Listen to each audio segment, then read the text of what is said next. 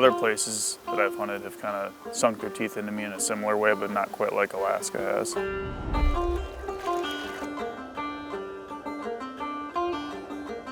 We got on a plane, Fairbanks, got a U-Haul, drove all the way to the Arctic Circle. Never been here before, never seen a caribou in our lives. And we just killed one. Fell in love with it, fell in love with everything about it. For the last year, I was basically just thinking about coming back to this place in some way, shape, or form. It kind of gives me that feeling that there's other opportunities out here to do more of what we did, and maybe even a grander scale for different species. I've always dreamt of doing this hunt. Like, this was my North Star. This was my, like, building moment to the peak for me.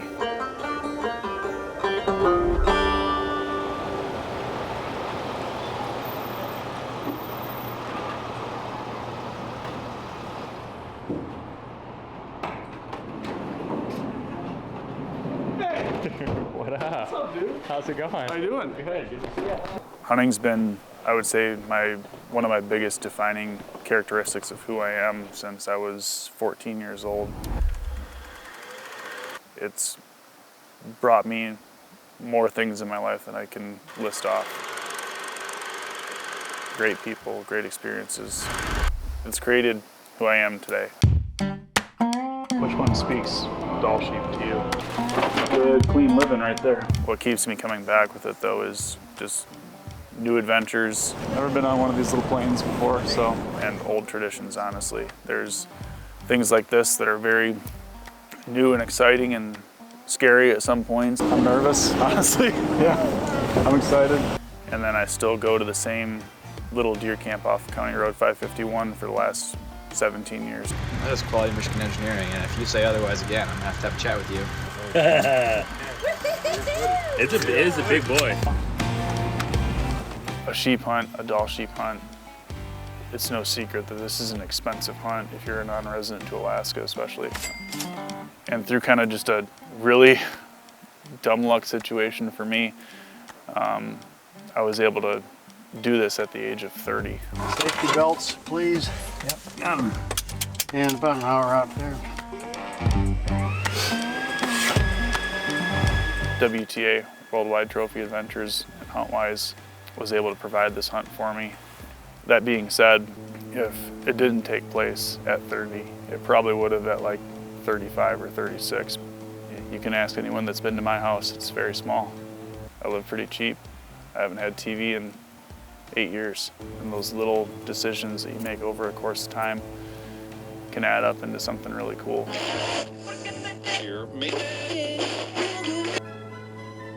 It didn't really get real until we got up in that plane and we went over Denali and saw all the mountain peaks.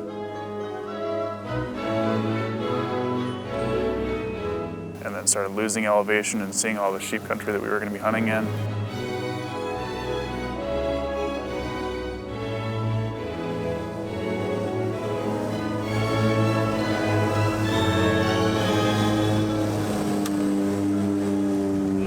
That was a good time, but I'm glad we're on the ground now. Landed on that airstrip, unloaded all of our gear, loaded it into these trucks, and then watched the plane take off.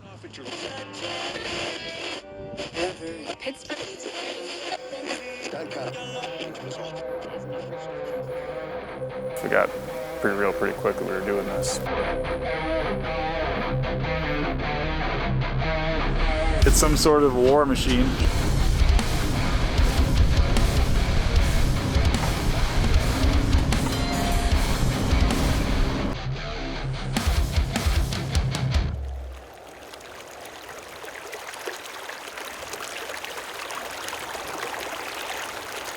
I didn't realize the significance of sheep or sheep hunting until I started getting into Western hunting 6-7 years ago. 1, 2, 3, 4, 5. Come back around, get in the local. Or is that one false? Nope. So I did a lot of research on Dall sheep leading up to this hunt. This is 2, and then 3, 4, 5, 6. But it's full curl, so it's a nice. A lot of mass for a 6-year-old, isn't it? Yeah. Disadvantages that we've seen in the last two seasons, this season and last season, we've seen a decline in the number of rams. We're not just looking at like, oh, that's a cranking giant twisty ram, that's a huge one. It's more like, oh, that's a 10-year-old ram, that's a great sheep, because we have the ability to kind of control. That's kind of an interesting aspect of hunting, because it takes basically the model that a lot of people are used to with whitetail or elk, where you're going after an older age class animal and they're making it mandatory for this population or this specific species. We want to control it, keep some of the breeding population in there. And that's to kind of curb the big drops and peaks and valleys that these animals experience. A lot of that's due to weather, a lot of it's due to predation. The winter kill has really hit the older rams harder, and so that's where we're kind of in the position now where like, dang, we want to find as old a ram as possible. And the full curl rule is part of that. So we're only allowed to take rams that are 8 years of age or full curl, or broomed off or broken on both sides. The good thing is that you guys are very able-bodied and we can go to other places that we maybe wouldn't. So that's our advantage. We'll learn a lot in the first 3 or 4 days. We've got a lot of options, and it's just going to take persistence and hard work.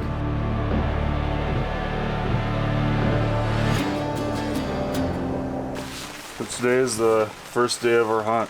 We stayed in camp last night at the sheep camp and had a good dinner and good night's sleep on these little cots. So coming into this hunt with Joe, I knew that he was going to be in good shape and very mobile. That makes a big difference when we need to stretch out and go to some of these other places that we maybe haven't hunted before, or that maybe are really challenging to get to. We tend to find the sheep at elevations about 3,500 to 5,500 feet elevation. All right. So we're hunting upwards of 2,000 to maybe 4,000 feet of elevation a day to get to where the sheep are. With HuntWise, basically, that is our sole use of mapping. So my phone essentially is my map for dropping pins on the spike camps, crossings, anything like that, dropping pins on where I see sheep.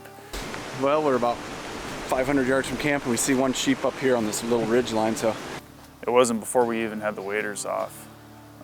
John points up on the hill and goes, oh, there's a ram. And we were probably 20 minutes into the hike and there was a young 5 or 6 year old ram standing there. But we continued up past that ram because he, of course, was not legal.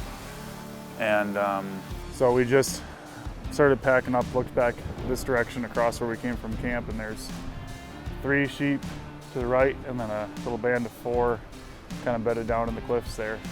We're up to, what is that, 8 sheep in 20 minutes.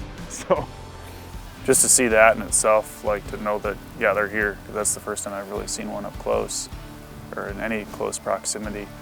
That was pretty special.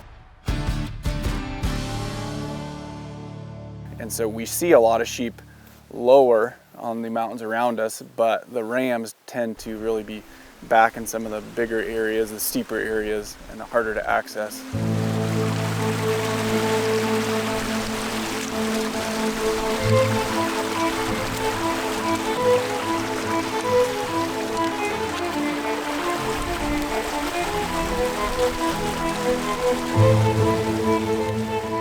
So we get to this little saddle and we're just barely peeking over top the edge. John's up there right now, kind of just easing over the edge in case something's close, then he'll motion for us to come up after that.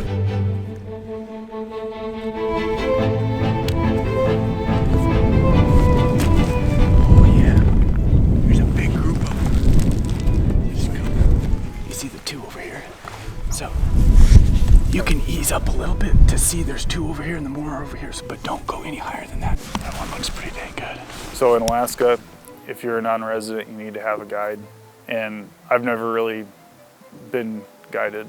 The more time that I spent looking at sheep, the more I realized I'm not qualified to age one. Because they all look awesome. They all look big. So there's 2 rams right here, and then a group of them down over here. The 2 over here look pretty good. Like one of them was way flared out.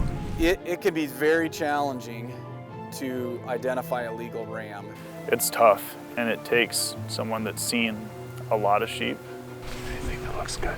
So you have to be dedicated to saying no.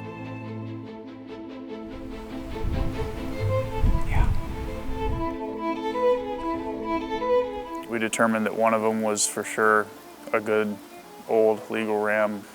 We sat on them from, gosh, I think it was noon until about 9 o'clock.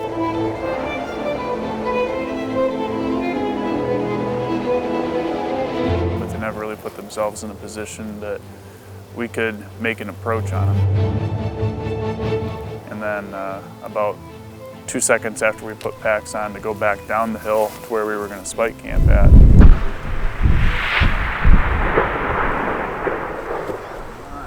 we heard a shot ring out, and another hunter had came up the draw, taking a shot at a ram and spooked them up over top of the peaks.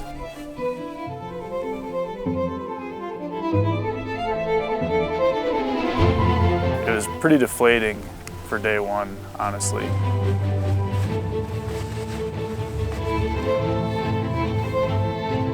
To be that close to something that I've wanted for so long and just stare at it for that long and then have it get spooked up over the ridge it was pretty tough. We're just gonna kind of keep hammering after it and maybe going after this ridge. I don't know. I'm not sure what the plan is yet, honestly. So we're gonna get some sleep and come up with a plan.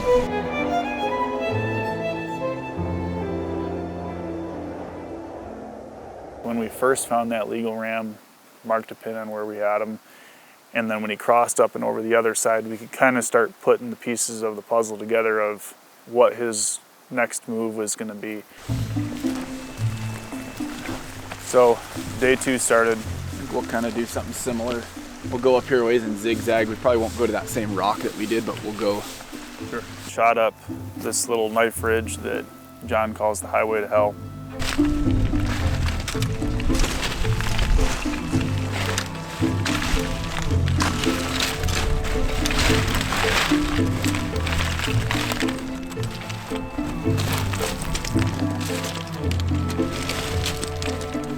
And looked over top of that next peak or that next ridge system to hopefully locate those rams back that had spooked up and over top the night before.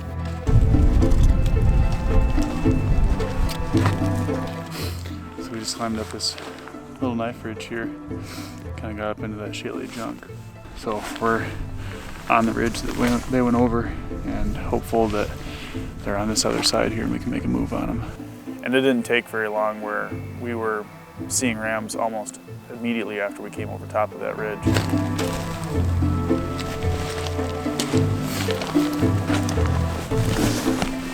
So what we had thought about the rams being on the face behind us here has been proven correct. What was different about this side is it was a lot more jagged rock and little crags kind of coming in and out, so you could look up and over top, but you'd lose rams as they kind of moved through those crags. I probably saw 4 of them.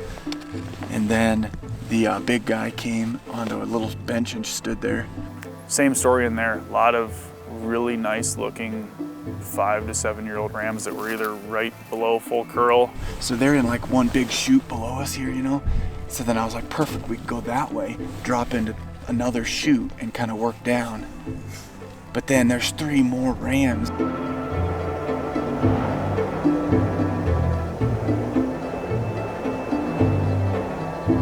We got some weather up there. Wind and rain kicked up. We were still seeing sheep. They were all kind of moving around on that face a little bit, but never really got another look at that big one that we were after until probably 2 or 3 o'clock. The little band of 4 rams with him in the lead got onto this super steep, shaly rock hill and went all the way to the very top up in the clouds and bedded up on the top of the cliff. And they sat there for probably 3 or 4 hours. One point where we lost them because the cloud cover got so thick up there. Eventually we saw all 4 again, and they all dipped over the backside of yet another ridge. We're gonna be burning some calories the next day or 2 trying to reposition and go way around and way back up. But when you see a ram that you want to shoot, you gotta make the sacrifice.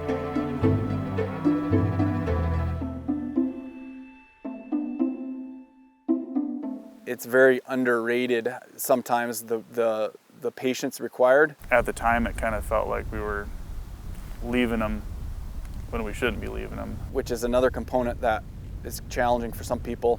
But the more that the time went on, the more I learned I should trust the dudes that know what they're doing. So we hauled down the mountain, gathered up all our stuff, and came all the way back to our base camp here.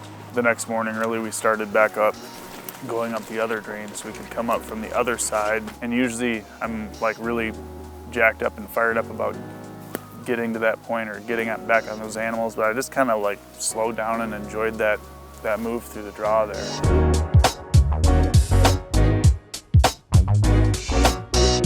Good thing that wasn't a big ram. We would have been caught. I would have been like,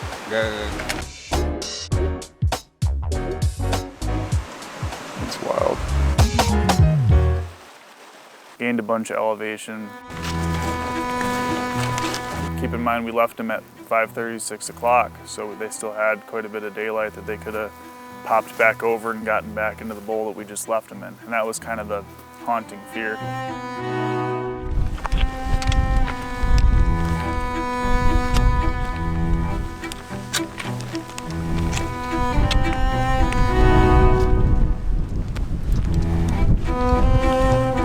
We get up to that point and John just slowly creeps up over that edge.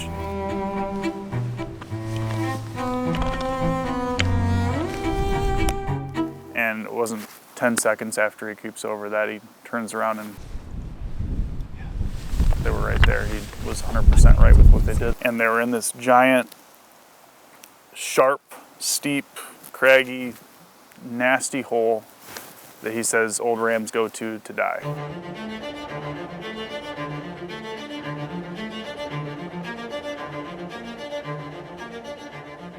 We were 900 yards from them at that point and kind of put together somewhat of a plan of what we thought we could do with this situation. they're in a nasty spot, but I'm sure it's the same four that we've been chasing.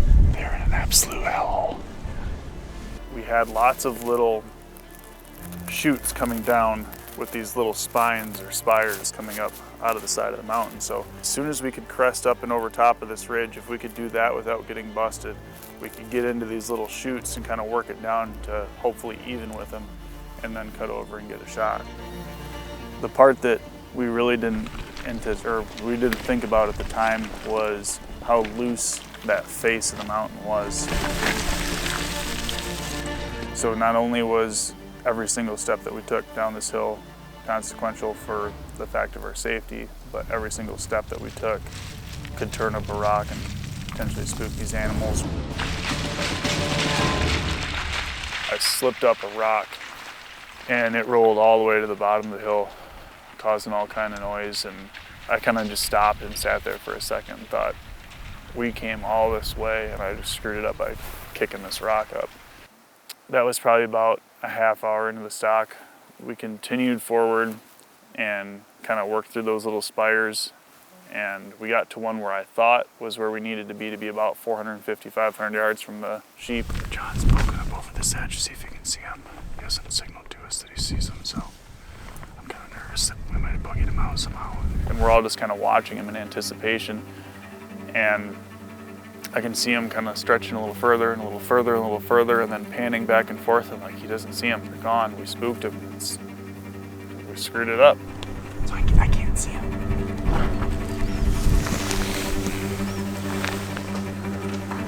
And he goes, I think we need to be one or two more little ridges over. There's like two more right here, so they're blocking where I'm sure those sheep are. So we're just gonna have to try to sneak up on the next couple of them. So a little stressful.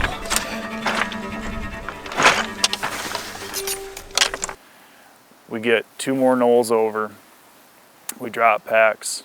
John puts his little pad up and just creeps up over top of the hill and sees all the rams right there.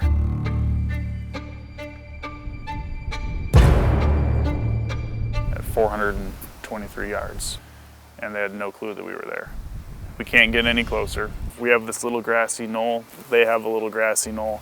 It's the only grass within a couple thousand yards of where we are. I slowly peek my rifle up over top of that grass.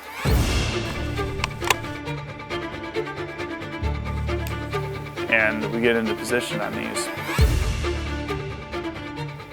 Now the big ram that we saw on day 1, day 2, and now day 3 is sleeping, facing away from us, but no shot opportunity right away. So we're just kind of laying there. I ranged him, I spun my dial on the scope, I got good and level, I had a solid rest, everything just felt really good, and we just waited. And waited. And the wind started picking up, and I started getting nervous.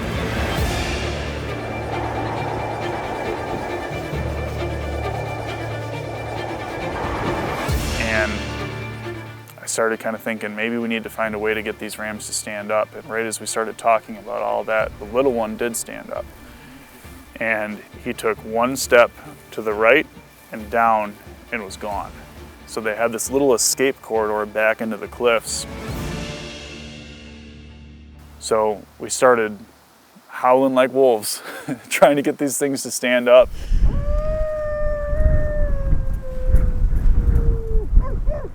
So finally, the big ram stands up. Every nerve in my body is just fired.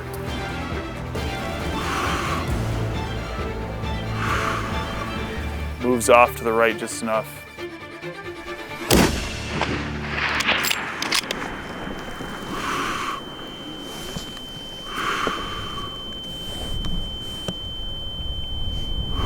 Joe was able to make a perfect 400-yard shot, and the ram immediately dropped straight down.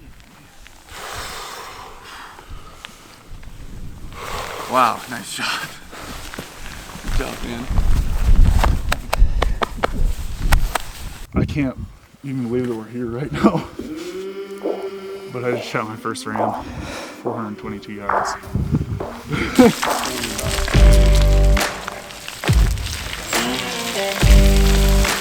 You picture and you hear about sheep hunts as being this long, terrible marathon. And I was thinking back to the very first day that we saw this ram. And if it would have killed him that day, I felt like we kind of would have cheated. That's unbelievable. I can't believe we're here right now, let alone holding him. Usually I've got a lot to say, but I don't even know what to say. So to have 3 days of experience with him and a whole lot of gain and loss in elevation and nasty terrain, moments of ups and downs from seeing him, knowing this is the ram that we're going for. Like no matter what, it's the way a sheep hunt should go.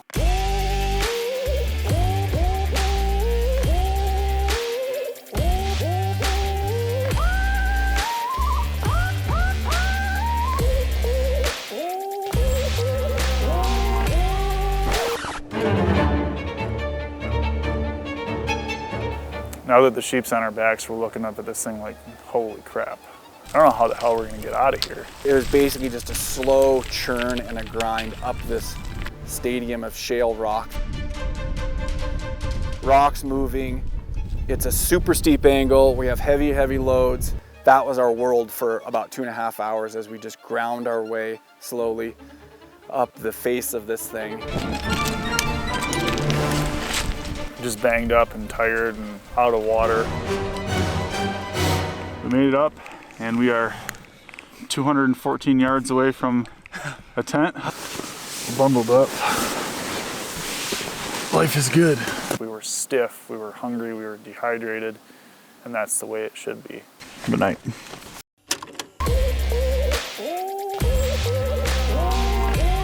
Sheep hunting as a whole There's a lot of different things you can do to make it more attainable for the average guy. Like there's a lot of different avenues for guys to go experience this. WTA is Worldwide Trophy Adventures. It makes it easy for guys to like look at this spreadsheet of hunts, what's available to them, and then come up with a budget on how to save for it, or basically like just plan around the schedule for this species, for this location. Gives you kind of a little bit more of a planning ground to go after your dream.